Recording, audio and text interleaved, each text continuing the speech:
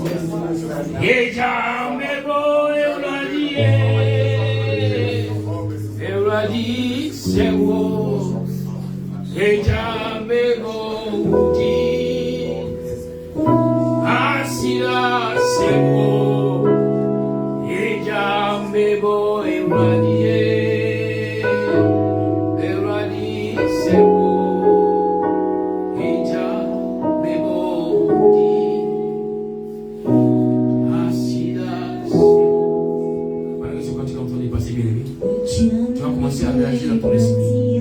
Que ce qui t'avait échappé, que ce qui était mort, revient à l'existence, revient à la vie. Parce que le sang de Jésus est sur toi.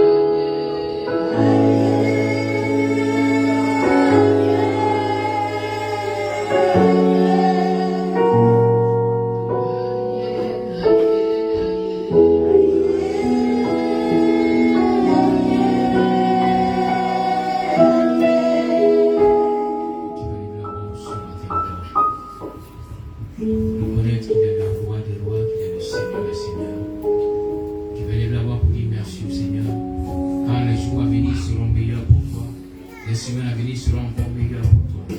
Élève la voix et bénis son nom ce matin.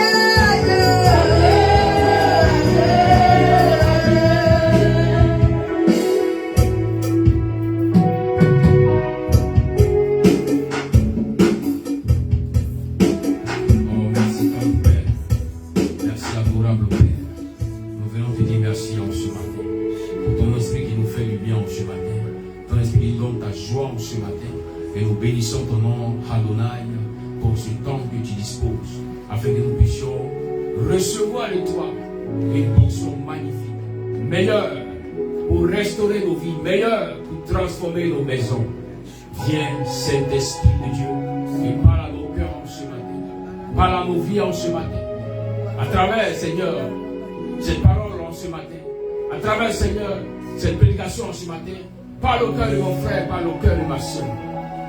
Parle à toutes ces vies afin de ramener ta grâce, ramener ta vie divine. Nous voulons, Seigneur, que tu nous bénis en ce matin par ta parole. Voilà pourquoi nous disons Amen, Amen, Amen, Amen, Seigneur.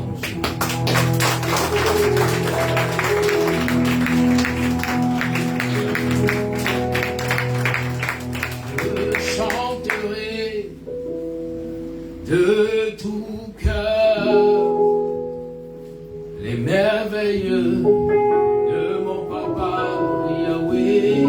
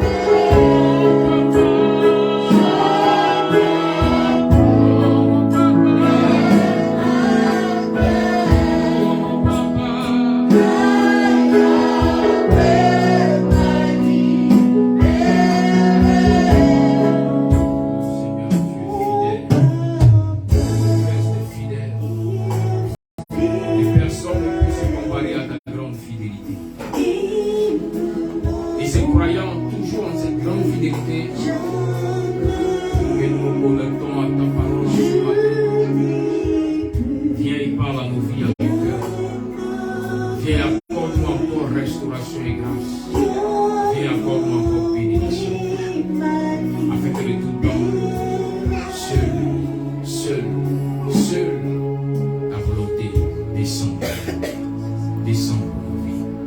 Descends pour nos maisons. Au nom puissant de Jésus-Christ. Amen. Amen. Amen. Salut ton frère, dis-lui, ne crains plus. Ne crains plus. Ton Père est fidèle, il est là, ne crains pas.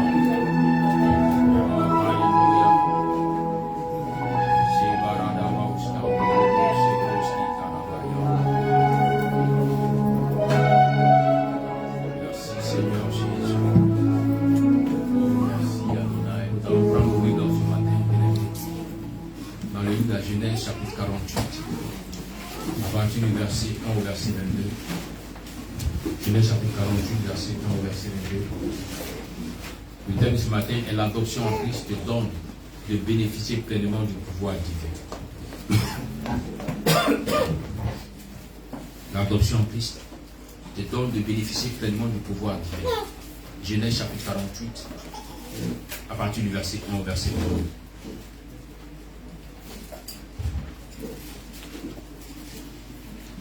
Genèse chapitre 48, du verset 1 au verset 22.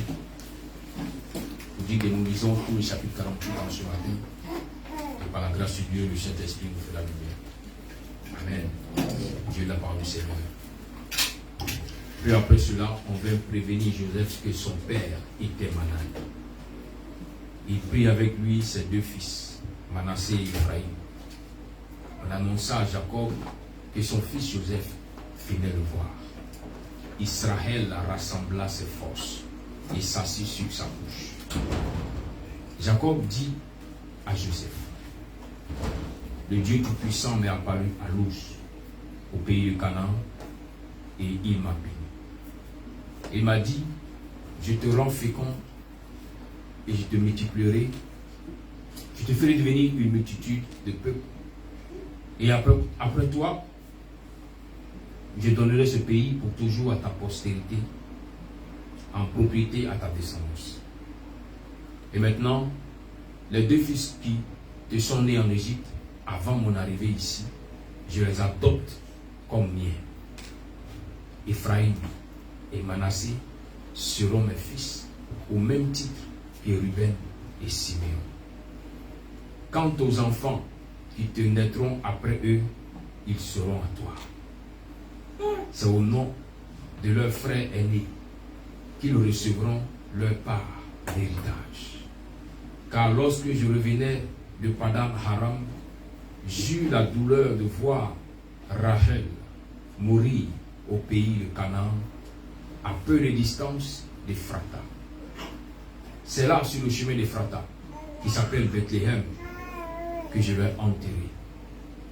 Israël regarda les fils de Joseph et demanda, qui est-ce? Joseph lui répondit, ce sont les fils que Dieu m'a donnés dans ce pays. Fais-les approcher, je te prie, dit Jacob, pour que je les bénisse. La vie d'Israël était affaiblie par l'âge, de sorte qu'il n'y voyait plus. Il les fit donc approcher de lui, les embrassa. Israël dit à Joseph, je ne m'imaginais pas te revoir, et voici que Dieu me fait voir même tes descendants. Joseph reprit ses deux enfants d'entre les genoux de son père et se prosterna face contre lui. Puis il les mit tous les deux, Ephraïm à sa droite, donc à la gauche d'Israël, et Manassé à sa gauche, donc à la droite de son père. Et les fit approcher de lui. Mais Israël tendit la main droite et la posa sur la tête d'Ephraïm, qui était le plus jeune, et sa main gauche sur la tête de Manassé. Il croisa donc ses mains, bien que Manassé fût l'aîné. Il bénit Joseph et dit, que ces garçons soient bénis par le Dieu devant qui ont vécu mes pères Abraham et Isaac. Le Dieu qui a pris soin de moi comme un berger depuis que je résiste jusqu'à ce jour.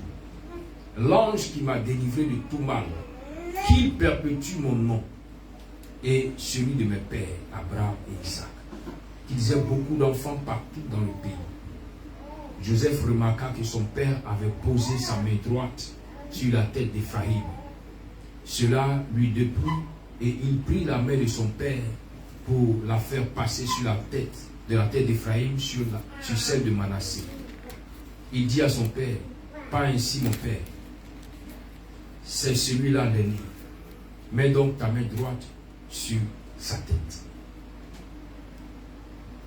Mais son père refusa et dit, je sais mon fils, je sais. Celui-là aussi deviendra un peuple, lui aussi sera grand. Pourtant son frère cadet sera plus grand que lui et sa descendance formera plusieurs peuples. Ce jour-là, il est béni ainsi. Le peuple d'Israël vous nommera dans ses bénédictions en disant que Dieu te rende semblable à Ephraim et à Manassé. Ainsi, il plaça Ephraim avant Manassé.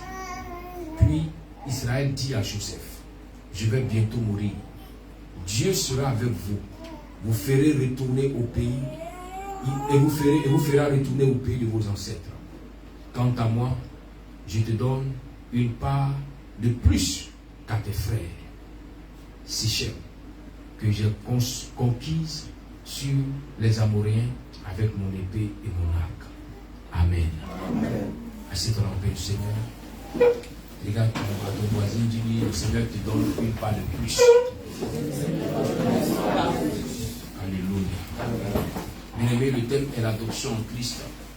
Te donne de bénéficier pleinement du pouvoir divin. Nous sommes dans le mois de la surprise divine, là où l'Éternel, la Kadosh Baruch, va surprendre plusieurs, va surprendre des vies, des familles, des maisons, par ses grâces et ses bénédictions. Et pour toi, ce matin, le Seigneur vient pour te clarifier quelque chose dont peut-être tu ignorais, peut-être tu n'avais pas conscience de la puissance de la parole que l'Éternel a déployée pour ta vie. Et en ce matin, il vient te dire que les choses que tu pensais t'être volées pour ne pas t'appartenir, effectivement, ces choses t'appartiennent car tu es en Christ. Alléluia. Et bien aimé, lorsque Israël, lorsque Jacob parle à son fils Joseph, il lui parle de quelque chose que le Seigneur lui avait révélé. Et Jacob dit à Joseph, le Seigneur m'a dit que tu as eu 2 enfants ici. Mais ces 2 enfants désormais m'appartiennent. Ces 2 enfants désormais seront dans le rang de ceux qui vont avoir accès aux bénédictions du Seigneur. Bien aimé, ce n'est pas seulement quand Jésus est mort à la croix que l'adoption a pris forme. Non.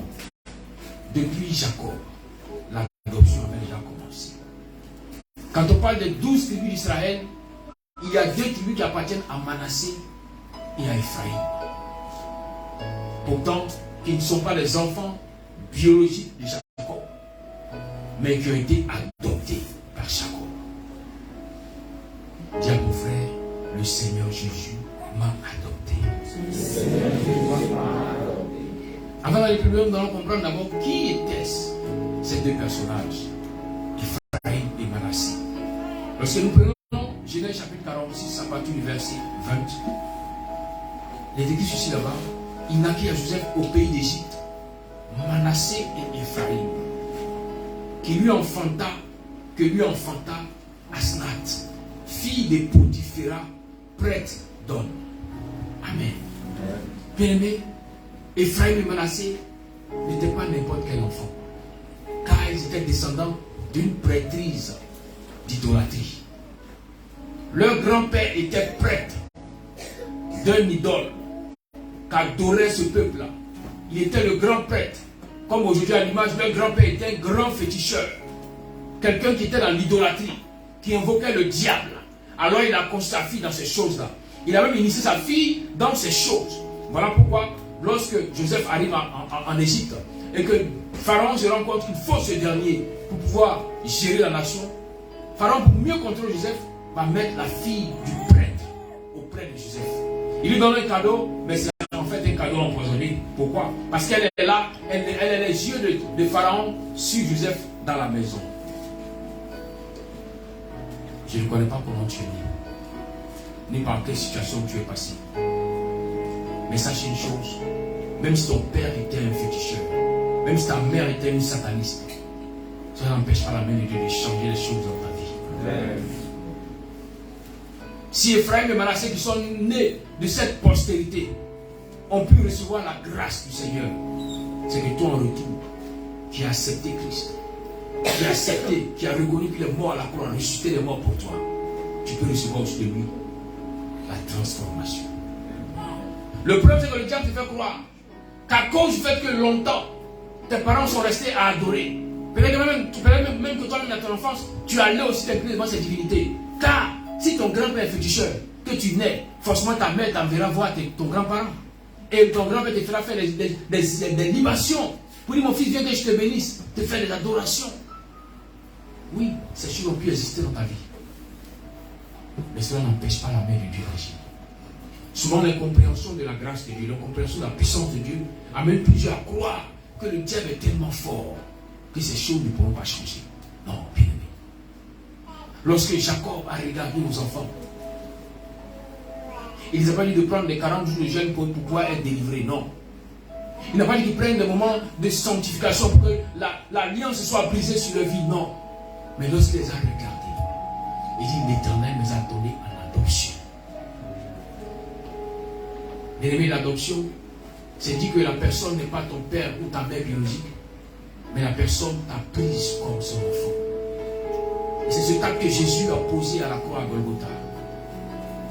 Lorsque plusieurs qui n'ont pas connu la grâce de Dieu ont rencontré le miracle de Christ sur la croix, beaucoup de choses ont changé.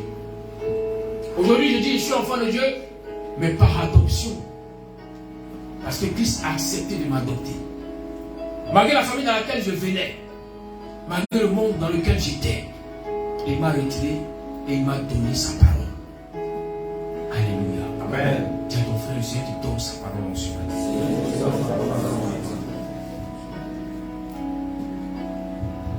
L'adoption est basée sur une parole donnée. Voilà pourquoi ceux qui vont adopter les enfants officiellement dans l'administration vont donner leur parole pour dire je signe ce papier, reconnaissant que ce n'est pas moi qui l'ai mis au monde, mais je vais l'aimer comme si c'était moi qui l'avais mis au monde. Je vais prendre soin de lui plus que même ses parents qui l'ont mis au monde. Et sur la base de cette parole, l'État te fait confiance, l'État te confie l'enfant. Mais aujourd'hui, l'adoption dont nous parlons dépasse celle que l'État présente aux hommes qui veulent aider les enfants orphelins.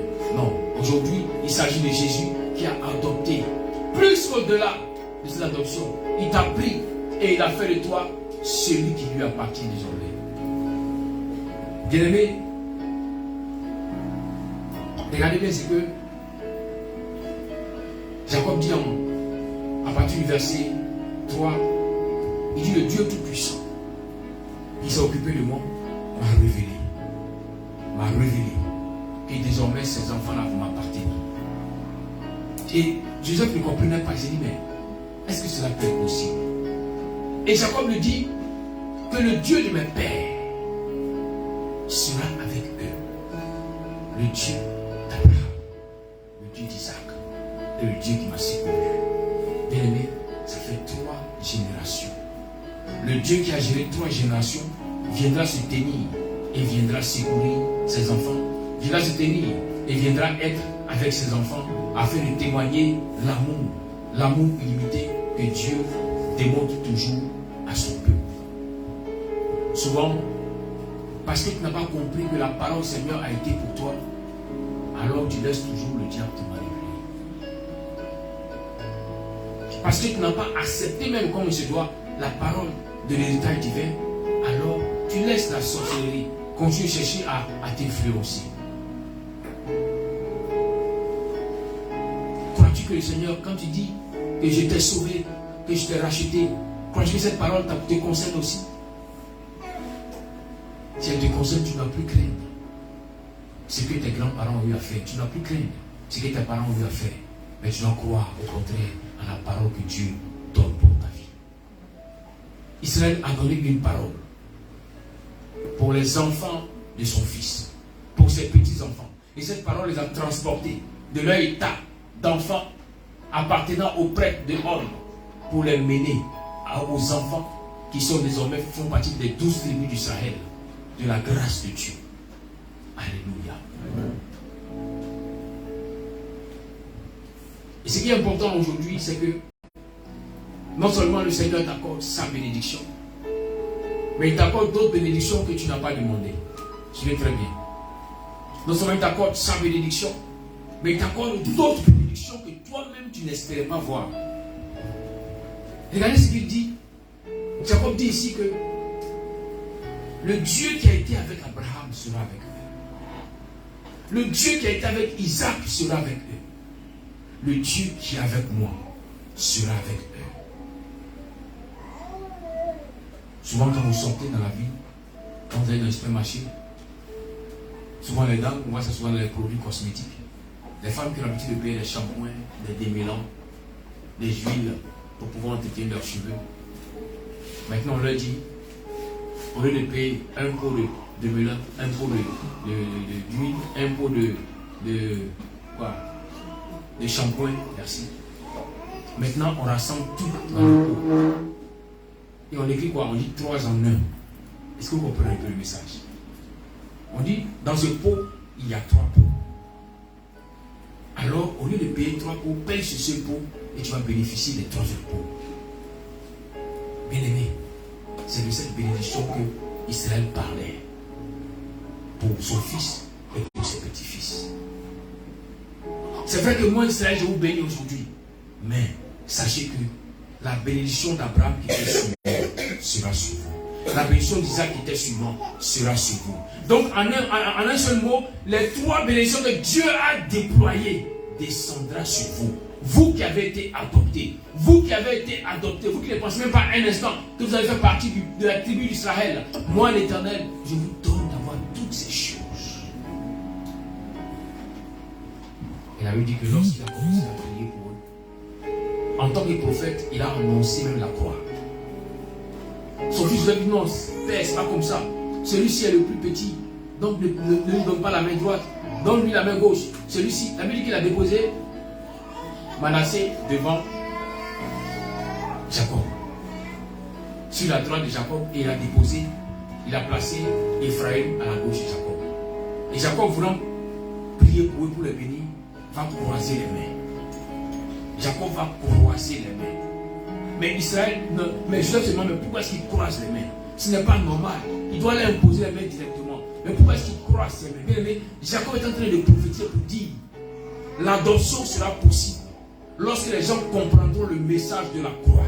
L'adoption sera possible lorsque les hommes viendront et accepteront ce qui sera fait à la croix. Quand cela, toutes les bénédictions qui avaient été prédestinées leur seront accordées. Joseph lui a dit, mais qu'est-ce qui se passe? Pourquoi croises-tu les mains? Père, ce n'est pas ainsi. Il dit, non, mon fils, peut-être que tu ne comprends pas maintenant, mais c'est la volonté du Seigneur. Peut-être que depuis longtemps on t'a dit, tout se faisait normalement, mais désormais, tout se fait par la croix. Voilà pourquoi Jésus, à la croix, dit, tout est accompli. Quand il avait accompli le message prophétique qu'Israël avait annoncé à sa descendance, qu'Israël avait annoncé pour changer la vie d'Ephraïm et de Manassé. En ce matin, toi qui es Ephraïm, toi qui es Manassé, Dieu vient pour changer ta vie. Il vient par la croix pour t'amener à comprendre qu'en tant qu'enfant d'adoption, tu ne dois pas manquer de quoi que ce soit. Si la Bible a dit l'Éternel est mon berger, alors que le manque ne soit plus avec moi. Toi aussi, en tant qu'enfant d'adoption, adopté par l'acte de la croix, tu ne dois pas manquer de quelque chose. Car l'Éternel aussi est ton berger désormais. Il dit Manassé et Ephraïm, vous allez jouir aussi de la bénédiction qui vont jouir ceux à qui cela avait été destiné, sans exception. Dis à ton frère, sans exception.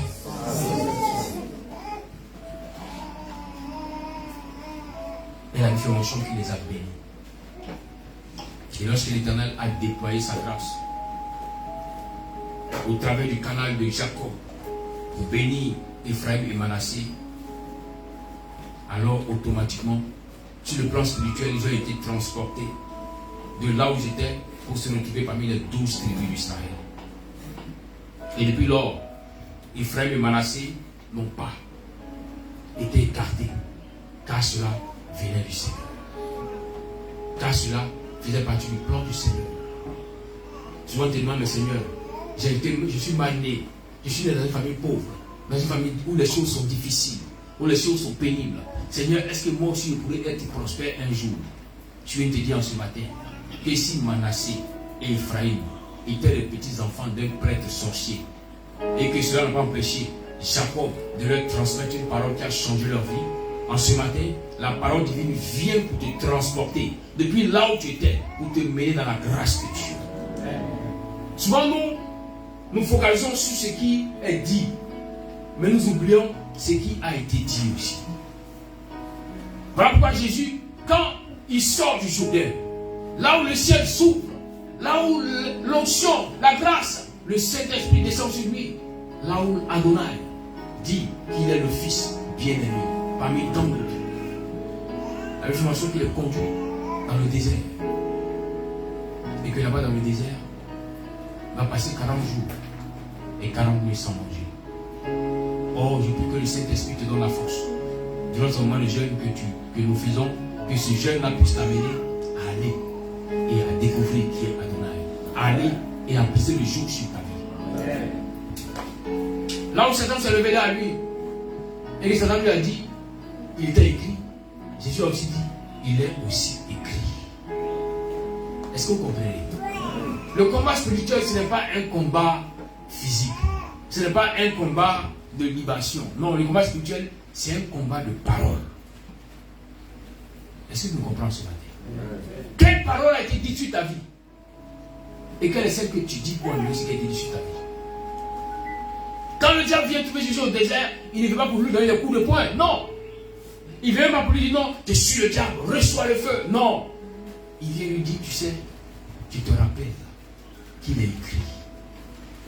Et souvent, c'est ce que le diable fait. Il vient te dire, ma soeur, je te rappelle que ta famille est une famille de sorciers. Alors ne pense pas être prospère. Mon frère, je te rappelle que ton père était féticheur.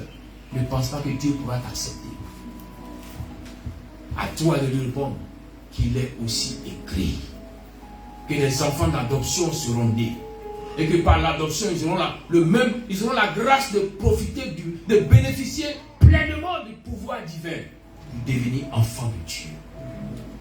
Il est temps que tu ouvres la bouche et que tu annules ce que les ténèbres avaient dit concernant ta vie. Mais ce n'est pas un démon qui est venu. Ce n'est pas une principauté qui est venue. La Bible déclare que c'est le diable lui-même qui est venu devant Jésus. Il lui a dit, il est écrit. Et Jésus a dit, c'est vrai qu'il a été écrit. C'est vrai que depuis longtemps cela était écrit. Mais je dis qu'il est aussi écrit que désormais, je ne dois plus t'appartenir. Tu vas faire la bouche de ténèbres. Désormais, je ne dois plus t'appartenir. Peut-être longtemps tu as régné. Des générations sur les générations, tu as été dans la famille pour contrôler, pour conduire les choses. Mais désormais, moi, je dis qu'il est aussi écrit que la pierre qui ont rejeté les bâtisseurs deviendra la principale de l'angle. La pierre que ceux qui bâtissaient ont rejetée deviendra une pierre principale. Parce qu'il est aussi écrit. Le changement de langage que tu vas adopter va amener la puissance de Dieu à commencer à te transporter de là où tu étais pour te mener de là où tu dois être pour avoir accès à la bénédiction. Souvent le problème parce que tu refuses de proclamer ces choses qui permettent le changement. Voilà pourquoi tu es toujours dans le même endroit. Tu rêves toujours quelque chose.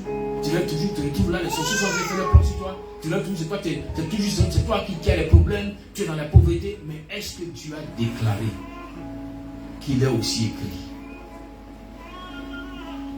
Tu passes ton temps qu'à croire à ce qui est écrit. Mais ce qui est aussi écrit, est-ce que tu as eu la peine de déclarer cela sur ta vie?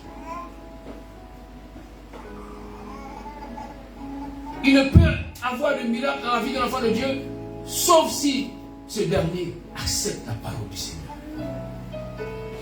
Le diable a pu donner une parole peut-être à tes grands-parents. Les fétiches leur ont donné des paroles. Mais ces paroles t'ont suivi jusqu'à aujourd'hui. Tu as pris l'initiative de devenir enfant de Dieu. La Bible déclare que si tu confesses de quoi? De ta bouche. Est-ce que vous comprenez ce matin? La Bible dit que si tu confesses de ta bouche que Jésus est Seigneur et qu'il a été ressuscité des morts, alors tu seras sauvé. Alors tu seras délivré. Le mot sauvé ici, dans le grec, c'est sauve. alors tu seras libéré, affranchi. C'est comme quelqu'un qui est enchaîné, dont les chaînes sautent, les chaînes se brisent. Et maintenant, il peut aller dans la liberté. Mais il te faut confesser. Il te faut ouvrir la bouche. Il te faut parler pour que la grâce de Dieu puisse t'accompagner. Là où le Seigneur a enlevé Moïse, après qu'il ait fini sa mission, Josué rentre en jeûne. Josué prie. Josué crie au Seigneur. Pour lui, mais que ferons-nous désormais? Mais quand le Seigneur se révèle à Josué, il lui dit que ce livre de la loi, que ces paroles de la loi, que ces paroles du livre sacré ne s'éloignent point de ta bouche. Que ces paroles ne s'éloignent point de ta bouche. Il dit, médite-le nuit et jour, et tu auras le succès dans toutes tes entreprises. Tu te plais souvent, les choses ne marchent pas. Seigneur, mais est-ce que ce livre-là est toujours dans ta bouche? Est-ce que chaque jour tu proclames? Est-ce que chaque nuit tu proclames?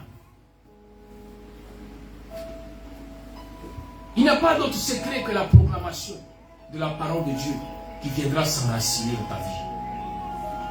Il dit là où tu étais dans le camp de la sorcellerie, peut-être même que tu as été proclamé pour cette Pâque. On dit cette Pâque, on va faire de lui un méchoui. Alors tu étais déjà là-bas. Mais ta proclamation va amener les anges du Tout-Puissant à aller te transporter de là où tu étais pour te mener dans le royaume de la grâce. Voici le symbole de l'adoption. Un enfant adopté en Christ n'est pas un enfant qui est né chrétien, n'est pas un enfant dont les parents étaient des prêtres. Non. Il est un enfant qui a accepté de sa bouche et qui a proclamé que désormais ma vie appartient à Jésus.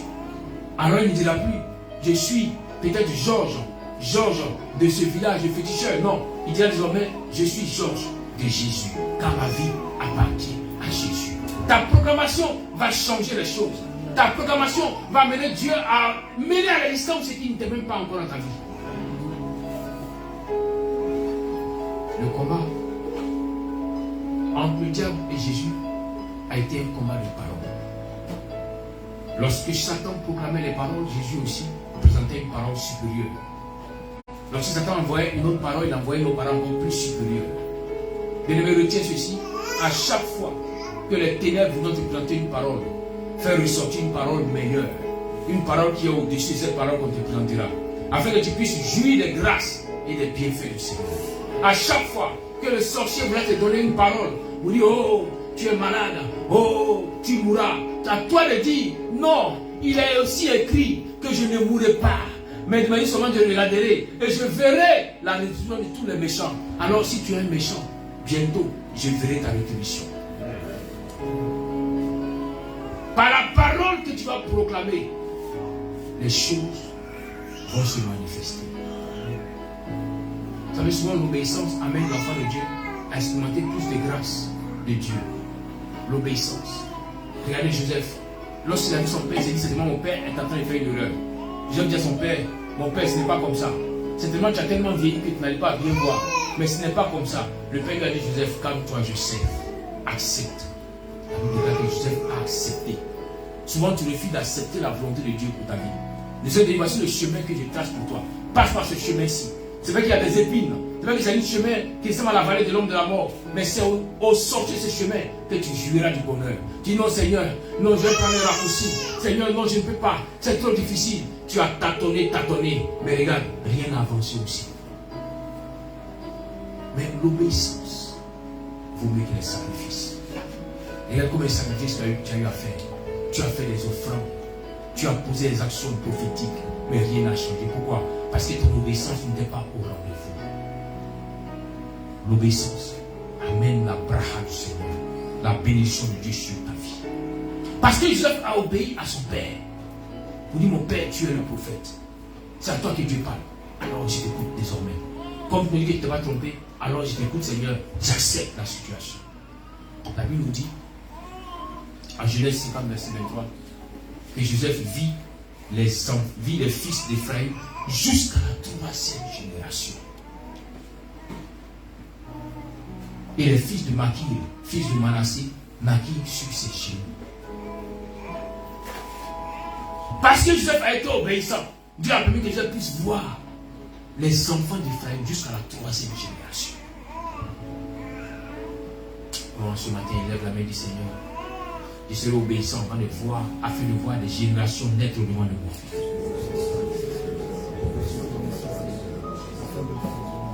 Là où Joseph a obéi à son père, la bénédiction d'Abraham est descendue sur lui. Là où Joseph a obéi à son père, la bénédiction qui était sur Isaac est descendue sur lui. Et la Bible mentionne qu'il a vu les enfants de Manassé jusqu'à la 3e génération. Ça veut dire que c'est arrière petits enfants. Parce qu'il était obéissant. Lorsque le Seigneur libère une parole, accepte-la. Saisis-la. Avance avec elle. Quand c'est difficile et pénible, là où tu as pleuré, pleure, mais avec cette parole en main. Pleure en la présentant au Seigneur. Seigneur, je souffre aujourd'hui. Seigneur, j'ai faim aujourd'hui, mais je crois que tu as dit que tu es mon berger. Alors je crois toujours que tu es toujours mon berger. Même si je ne trouve pas ce que je veux pour l'instant, mais tu es mon berger. Que ta houlette et ton bâton me rassurent. Souvent nous voulons profiter des grâces de Dieu, mais nous refusons que le bâton et la houlette du Seigneur puissent nous rassurer. David était l'homme selon le cœur de Dieu. Mais David aussi a subi le bâton. David aussi a expérimenté la houlette du Seigneur. Et David dit, ça me rassure. Ça veut dire que ça me donne de comprendre que tu es encore avec moi. Frère et soeur. Souvent tu es allé à gauche. Le Seigneur te ramène à droite. Mais de manière tellement violente. Mais ça te dit que le Seigneur est avec toi. Il te rassure qu'il est avec toi. À ce moment où tu posais un pas, qui n'a pas été celui que Dieu avait voulu pour toi, il va prendre le bâton pour te ramener. Le berger, il aime ses brebis. Mais quand la brebis veut s'égarer, il prend le gourdin et il frappe la brebis. Dieu revient sur le droit chemin. Le Seigneur peut-être t'a frappé, mais il ne t'a pas abandonné. Le Seigneur peut-être t'a frappé, mais c'est te dit que tu avais emprunté un chemin différent. Car ma parole reste ma parole. Ma parole ne revient jamais à moi sans avoir accompli ce pourquoi je l'ai envoyé. Et à chaque fois que Dieu envoie une parole, il y a des messagers qui accompagnent la parole pour veiller à ce que cette parole puisse s'accomplir. Quand Dieu envoie la parole à Marie pour dire désormais tu seras enceinte, la Bible mentionne que la parole est venue. Il y avait un messager qu'on appelle l'ange Gabriel qui était là, qui veillait sur cette parole pour qu'elle puisse s'accomplir. C'est pourquoi à chaque fois que Dieu envoie une parole, il y a tous les anges qui seront là auprès de toi pour t'aider. Pour t'aider. C'est pourquoi je lui dis, je ne vous laisserai pas orphelin. Peut-être que tes parents pourront t'abandonner. Mais moi, Jésus, je ne peux jamais te délaisser. Moi, l'Éternel, je ne t'oublierai jamais. Et c'est pour ce grand plan d'amour que le Seigneur a permis que son esprit d'adoption puisse venir dans ta vie, puisse venir à toi, puisse venir te conduire, pour t'amener à aller et à trouver la volonté du Seigneur.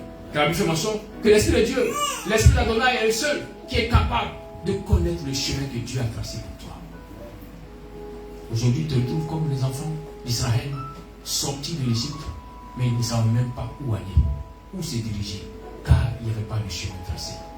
Mais l'ange éternel est au-devant d'eux pour leur montrer le chemin. Que l'Esprit d'Adonai puisse te guider, t'éclairer pour te montrer le chemin. Que l'Esprit de Shaddai puisse te guider, t'éclairer pour te montrer le chemin. Qu'il puisse t'amener là où l'Éternel a prévu que tu sois. Que l'Esprit du Seigneur te localise.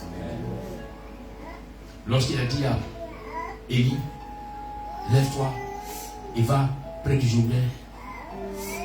Quand je donne ordre à des corbeaux de te nourrir, Élie n'a pas hésité. Élie est parti. Élie n'a pas douté. Élie est parti.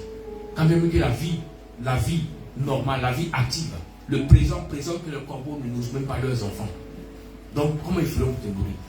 C'est tellement, la voix du diable a dit, le corbeau ne peut pas nourrir son enfant. Mais comment il fera pour toi te nourrir? Et lui dit non, je refuse la parole du malheur. Je refuse la parole de la sorcellerie. Je refuse la parole du doute. Mais je crois que le Dieu qui a fait toutes choses est capable de faire ce qui est impossible aux hommes pour moi. Quand tu comprendras que tu accepteras cela, Dieu permettra que sa parole créatrice puisse commencer à amener à l'existence ce qui n'est pas. Souvent tu regardes trop à la réalité et tu empêches Dieu d'agir dans ta vie. Oui, parce que quand tu as te plaindre, bien aimé, dis Seigneur, je sais que tu peux tout. Que rien n'est impossible. Oui. Ézéchiel s'est retrouvé dans cette vallée. Ce n'est pas par hasard. La Bible a été transportée par l'Esprit. Vous voyez que l'Esprit de Dieu l'a conduit où? Dans la vallée desséchée. L'Esprit de Dieu a conduit où Jésus? Dans le désert. À chaque fois que les personnes ont accepté de marcher dans la volonté d'Adonai, son esprit les conduira toujours dans un lieu très aride. Jamais le Seigneur ne commence à te conduire dans l'abondance, jamais. Il t'enverra là où il y a le désert. Et c'est là qu'il te témoignera qu'il est Dieu. Parce que même dans le désert, il fera jaillir l'eau. Même dans le désert, là où les hommes disent non, c'est fini, Dieu fera fleurir la plante. Car il est le Dieu des cas impossibles. Lorsque Ézéchiel a regardé à ses ossements desséchés et partis de tout pas dans la vallée, il s'est dit, mais ça vaut au moins 15 ans, 20 ans que ceux-là sont morts. Mais là, le Seigneur lui demande, mais Ézéchiel, est-ce que tu crois que cela peut encore prendre forme, que cela peut encore exister? Ézéchiel, ne connaissant pas les choses, dit, Seigneur, toi, tu le sais. Ézéchiel a mis toute sa confiance sur Adonai. Il dit, toi, tu le sais. Il est temps que ce matin, tu mets toute ta confiance en Dieu. Si tu es évidemment un enfant d'adoption, que tu te confies totalement pour le Seigneur, tu es capable. Parce que tu m'as adopté, alors tu es capable de changer les circonstances. Souvent quand nous voyons sur les réseaux sociaux des personnes nantis qui viennent adopter des enfants qui sont très pauvres dans les pays comme le Kenya, comme l'Éthiopie, et qui les prennent pour les envoyer dans leur résidence là-bas aux États-Unis. Quelques temps après, on se rend compte que ces enfants sont épanouis. Ils ont tout ce qu'il faut. Pourtant, ils étaient nés dans la pauvreté. Mais l'adoption d'un homme a fait que leur vie a changé. Alors, quand sera-t-il de l'adoption que le Seigneur applique à ta vie?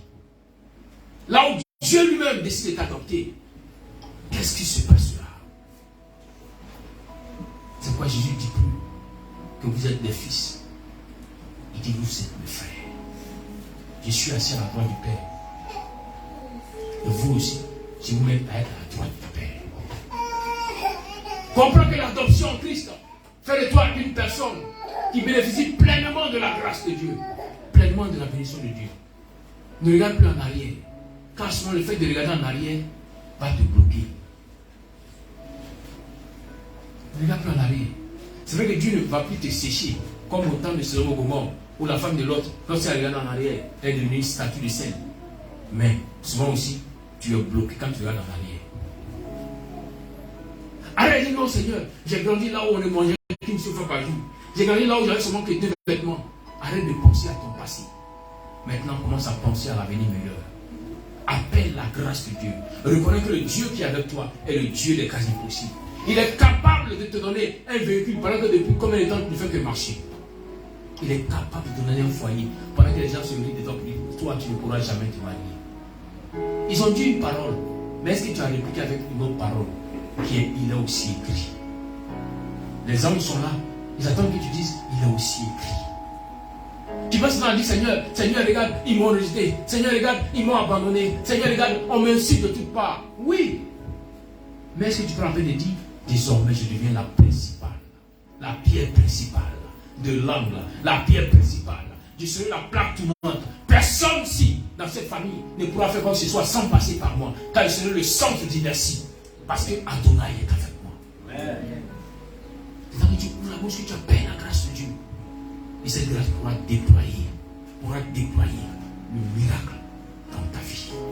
C'est quoi de là où tu es assis? Il faut que tu commences à ouvrir la bouche pour appeler la grâce de Dieu. Rappelle-toi de toutes les paroles qu'on a dites te concernant. Et maintenant, dis-le, il est aussi écrit maintenant qui te concerne. Pour que la main de Dieu, que la main d'Adonai change les choses. Il lève la voix et parle au Seigneur. Oh ma chérie. Et la baraba chante. Les icarabahams en provision. Et le ramos chante les chiens de l'océan. Les mouchakata.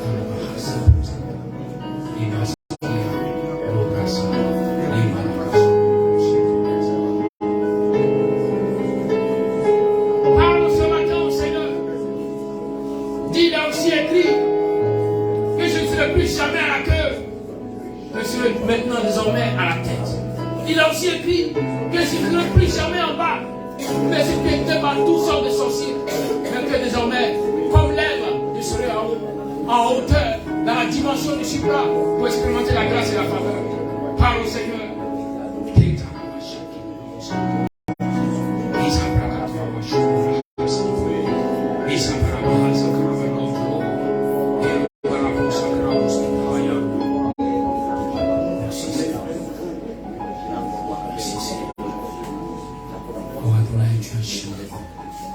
Tu agis pour ton fils, pour ta fille. Tu agis pour tes enfants ce matin. Et tu es dans la force d'ouvrir la bouche et de proclamer les paroles de vie. D'ouvrir la bouche et de proclamer les paroles de succès, des paroles de réussite, des paroles pleines de bénédiction. Afin que ta braha soit pour eux manifestée dans la puissance de Jésus.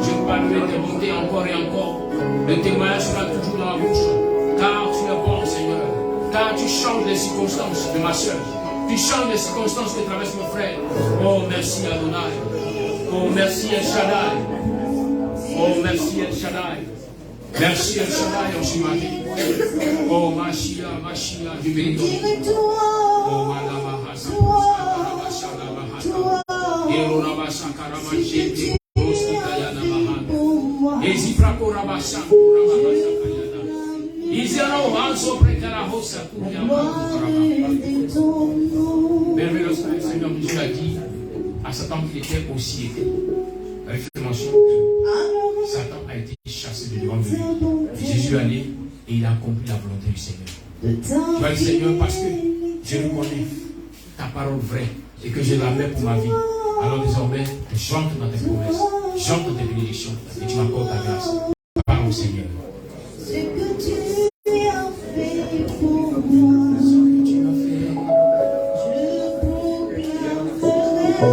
proclamerai de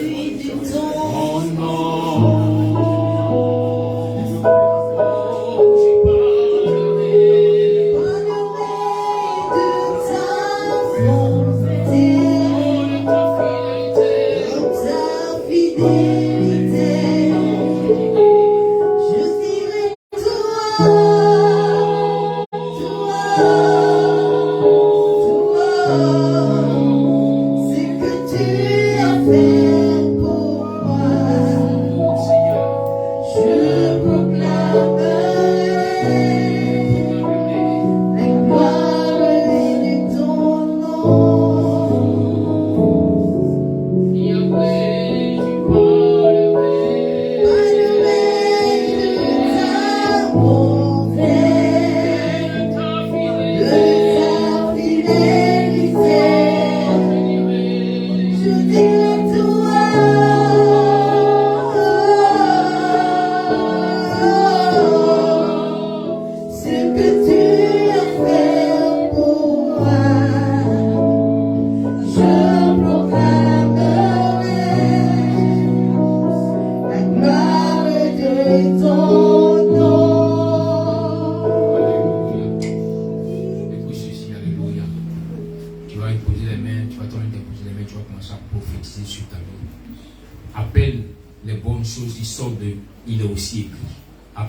Choses que ton cœur recherche. La vie de quelqu'un a tes désirs le contraire du succès. Que le succès du Seigneur t'accompagne.